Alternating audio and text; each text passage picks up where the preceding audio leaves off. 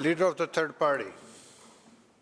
Thank you, Honourable Speaker. And honestly, it's disorienting in the wake of what will probably be one of the most costly storms in terms of infrastructure in BC's history, driven by climate change, that we are in here with two parties, the government and the official opposition, trying to outdo each other about how we're going to get more fossil fuel infrastructure built in this province, fossil fuel infrastructure heavily subsidized by this government. Over the last 36 hours, BC has experienced record-setting weather events complete with mudslides, mass evacuations, which are underway today still, and collapsed infrastructure. Vancouver is cut off from the rest of the country by road right now. We are deeply grateful to staff and leadership of local governments and First Nations across the province who did everything they could to save lives and infrastructure in situations that became worse by the hour. The Minister of Public Safety has said that the responsibility for preparedness and emergency response largely falls on local governments. In fact, he said it 6 times. But this weather affected the entire province, and this provincial government is responsible for provincial highways. The Coquihalla is impassable and might be for months. The Malahat and Highway 7 turned into rivers. There are currently no access in or out of the Lower Mainland. In regional districts, which account for the vast majority of land in BC, roads and highways are under provincial jurisdiction.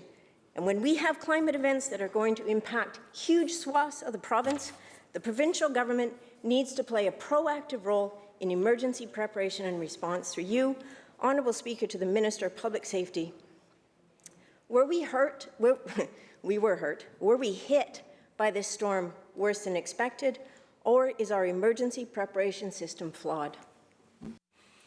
Minister of Public Safety. Thank you, Honourable Speaker, and I thank the member for the question. And I'd like to start by acknowledging that she recognized the amazing work done at the local government level and communities in different parts of the province. But I noticed she forgot the amazing work done by the members of Emergency Management BC, Honourable Speaker, and I think they need to be acknowledged.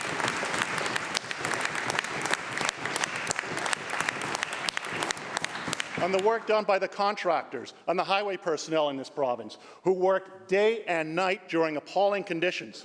The work done by search and rescue volunteers out of in communities across our province and out of Comox.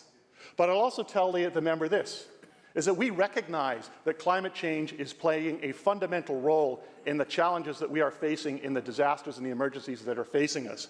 That's why we've undertaken significant work in terms of reforming and overhauling the Emergency Protection Act, being the first province in this country to sign up to the Sendai framework.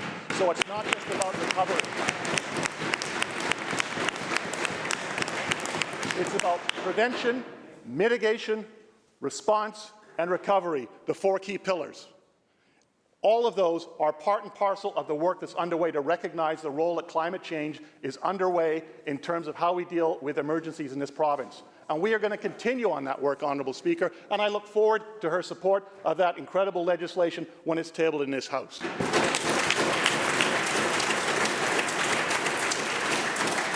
Leader of the third party, supplemental. Thank you, Honourable Speaker. And we've had a lot of opportunities this year to test how prepared we are for these emergencies. We've had a heat dome, a record-setting wildfire season, a bomb cyclone, a localized tornado, and now severe flooding and infrastructure collapse across the province because of record-setting rainfall. The Alberta government told people to stay home on the weekend in response to this incoming weather system. On Friday, Washington State issued flood warnings and distributed free sandbags in counties forecasted to be heavily impacted. They were proactive and they minimized loss. And yes, I acknowledge absolutely the incredible work of EMBC, of search and rescue, of road crews. And yes, this absolutely is climate change. But the proactive response from this government that we saw to climate change in the last government was to invest $6 billion of taxpayer money into more fossil fuel infrastructure. This past year has been a reckoning, and we need serious, natural, and built infrastructure plans to adapt to the effects of climate change. The plan must be led by the province. It must be proactive. And through you, Honourable Speaker, to the Minister of Public Safety, Solicitor General, having signed on to the Sendai is something, but what we need is for this government to treat climate change like the emergency that it is and create an action plan that matches the scale of the emergency. Minister of Public Safety. Thank you, Honourable Speaker, and I thank the member for the question. And an action plan is exactly what we're doing by overhauling the Emergency Program Act, which is the first time that it's been done since the early 90s when it was put in place. And it means that fundamental principle of the Sendai framework in how you approach disaster management, as I said, on the four key pillars.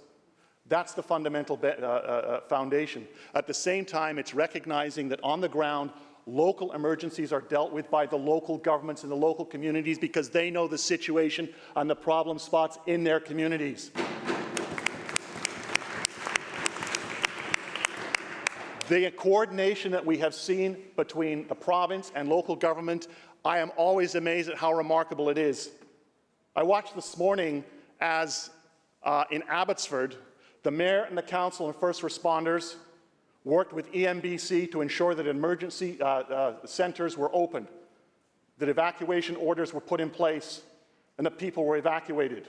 I've watched it as emergency centres were open and put in supports in place. It starts at the local level. It works with the province and then goes up to the federal government. This government's been working on a long-term plan that is being implemented, Honourable Speaker. We're going to continue that work to ensure that we've got the most robust response possible that recognizes that climate change is clearly a driving factor.